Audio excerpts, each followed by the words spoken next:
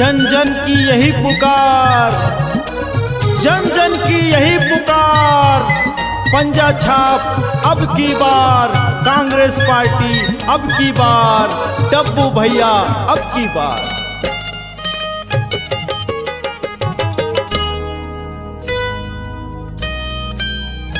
राजन साहू हमर भैया सब जनता के सुनैया, पंजामा संगी वोट दे हो जी, कांग्रेस पार्टी लागा वोट दे हो ना। राजन साहू हमर भैया सब जनता के सुनैया, पंजामा संगी वोट दे हो जी, कांग्रेस पार्टी लागा वोट दे हो ना।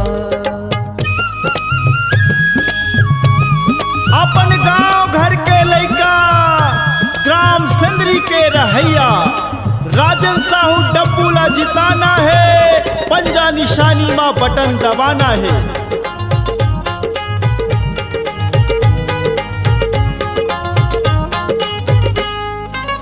बेलतारा क्षेत्र के हावे जी प्रत्याशी, ए भैया हाँ, बेलतारा क्षेत्र के हावे जी प्रत्याशी, डब्बू भैया है मायारू, सुन संगी संगवारी, पंजा छाप मां। राजन साहू हमर भैया सब जनता के सुनैया, पंजामा संगी वोट दे हो जी, कांग्रेस पार्टी लागा वोट दे हो ना। बेघरों को नहीं पड़ेगा आसरा खोजना, बेघरों को नहीं पड़ेगा आसरा खोजना, बनेगी सुदृढ़ आवासीय योजना, बनेगी सुदृढ़ आवासीय योजना। कांग्रेस को जिताना है, क्षेत्र के विकास कराना है। सुना वो दीदी और सुना वो जवान,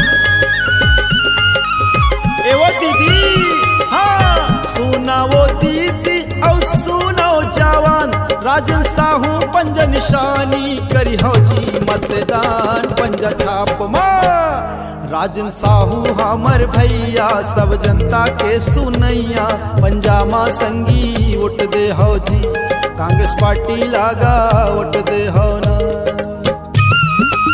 मुफ्त शिक्षा का अधिकार होगा, मुफ्त शिक्षा का अधिकार होगा, हर बच्चों का सपना साकार होगा, हर बच्चों का सपना साकार होगा।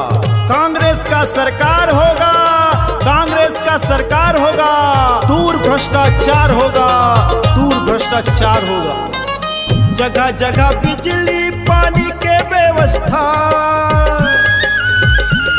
ए भैया हाँ, जगह जगह बिजली पानी के व्यवस्था, हमर भैया कराही इलाची ने रही हा, पंजा छाप मां। राजन साहू हमर भैया सिंदरी गांव के रहैया, पंजामा संगी वोट दे हो जी, कांग्रेस पार्टी लागा वोट दे हो ना।